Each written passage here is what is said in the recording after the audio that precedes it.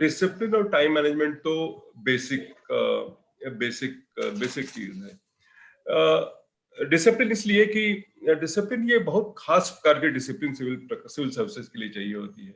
Discipline का मतलब ये नहीं कि आप 12 घंटे पढ़े, 10 घंटे पढ़े, 8 घंटे पढ़े, जितना। डिसिप्लिन का मतलब होता है कि एक कंटिन्यूअस मेंटल अलर्टनेस आपको चाहिए। मतलब आप जो कर रहे हैं उसको भी आपको देखना है कि आप सही कर रहे हैं कि गलत कर रहे हैं। खाली घंटे मत गिनिए। उसका उस डिसिप्लिन का मतलब कि आज अब 10 घंटे पढ़ रहे हैं तो उसमें कंटेंट क्या डाल रहे हैं। फालतू कंटेंट डाल रहे हैं, अच्छा कंटेंट डाल रहे हैं, करने लायक चीजें कर रहे हैं, ऐसी चीजें कर रहे हैं जो नहीं करने लायक है, जो छोड़ देने चाहिए।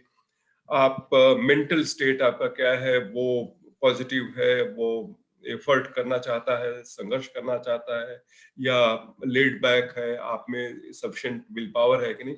ये सारी चीजें उस डिसिप्लिन में वो पैरामीटर्स हैं जो आपको डिसिप्लिन में लगातार देखते रहने पड़ते हैं। खाली डिसिप्लिन का मतलब ये नहीं कि आप कमरे में बैठे रहिए और पढ़ते रहिए, वो तो निश्चित रूप से एक हिस्सा है, लेकिन वो एक ही हिस्सा है। तो डिसिप्लिन तो चाहिए ही चाहिए।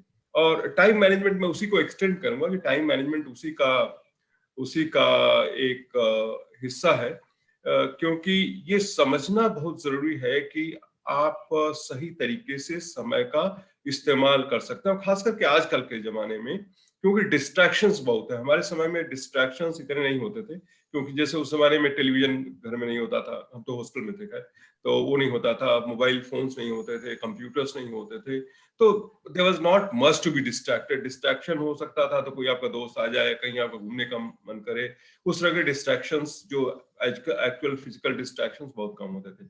आजकल डिस्ट्रैक्शंस बहुत हैं। मैंने कई लोगों को देखा है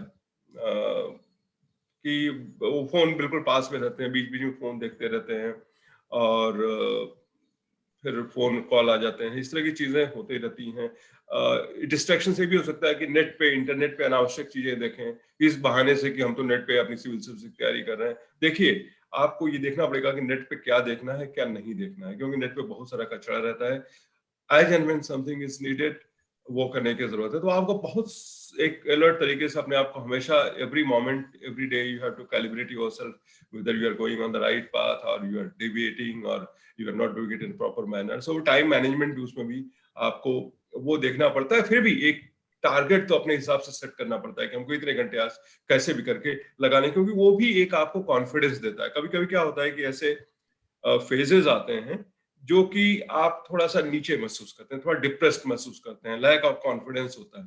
तो उस चीज को वापस रिकवर करने के लिए आपको ये जो चीज होती है कि नहीं, आज हम सोचे हैं कि 11 घंटा पढ़ना, तो 11 घंटा पढ़ लेंगे। तो वो करने से जब आप छोटी छोटी चीजें हासिल करते हैं डेली बेसिस पे, आवरली बेसिस पे, तो आपको कॉन्फिडेंस मेंटेन रहता है। अगर आप स्लिप करने लगते हैं, या 11 घंटे आपका टारगेट है, आप 10 करने लगे, कल को 9 करने लगे, फिर 7, फिर आपको कॉन्फिडेंस आने लगता है और फिर आपको लगता है कि अब छोड़ दो, नहीं हमसे होगा। तो ये जो टाइम मैनेजमेंट वगैरह है, ये सब चीजें आपका, मतलब पढ़ाई तो जो होती है, तैयारी होती है, लेकिन आपका एक जो आत्मविश्वास का स्तर है उसको मेंटेन करने के लिए भी वो चीज हमेशा आवश्यक रहती है। तो हम टाइम मैनेजमेंट और डिसिप्लिन को इस तरीके से देखेंगे। It is not a static concept, it is a very very dynamic, it is basically with respect to your personality, with respect to the situation, and every time, every moment, every day, you have to keep thinking about it, whether you are disciplined, conducting yourself in a disciplined manner, or you are not doing the proper time management, you are wasting your time.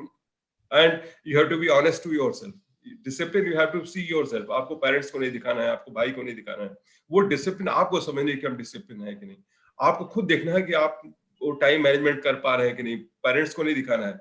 जिस दिन आप दूसरे को दिखाने लगे, उस दिन आप लड़ाई हार जाते हैं। आपको खुद को, you have to have your own scale to measure yourself, कि आप खुद देखें कि आप कितना। पिछले वाले प्रश्न का थोड़ा सा हिस्सा रह गया, आपने बात की तो मुझे ख्याल आया, वो बोला कि कोई 12 घंटे पढ़ता है, कोई 15। बिल्कुल सर, बिल्कुल।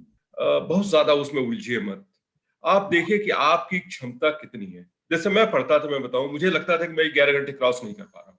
इन द बेस्ट केस 11, 11.25 घंटे, 11.5 घंटे पहुंचता था, उससे ज्यादा मेरा नहीं होता था। उससे ज्यादा मैं करता था तो मुझे नींद गड़बड़ हो जाता था, अपना पैटर्न साइकिल गड़बड़ हो जाता था दिन का, और बॉडी में बहुत स्ट्रेस रहता था, थकान लगती थी, नींद आती थी, तो वो ऑप्टिमम एक तरीके से एफर्ट नहीं कर पाता। तो मैं आपसे यही कहूंगा कि आप अपना, यू पुट योर बेस्ट, लेकिन अपनी फिजिकल और मेंटल स्ट्रेंथ को देख करके वो आप सेट करिए कि आप 12 घंटे पढ़ सकते हैं कि 10 घंटे पढ़ सकते हैं। बहुत फर्क नहीं पड़ता है। आप एक लेवल पे आप ले जा करके जो आप बेस्ट कर सकते हैं वहां पे करिए।